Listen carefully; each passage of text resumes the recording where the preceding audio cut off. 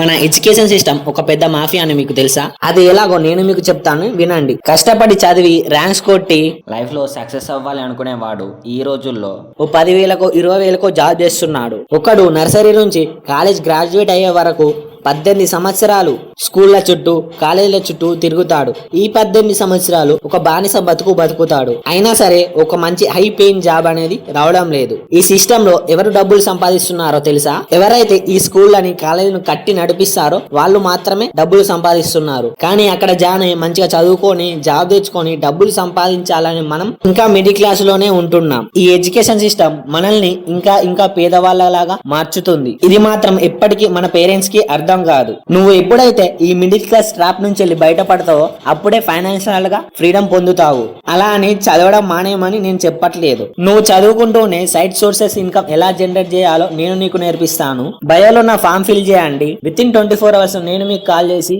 Complete information అనేది share చేస్తాను.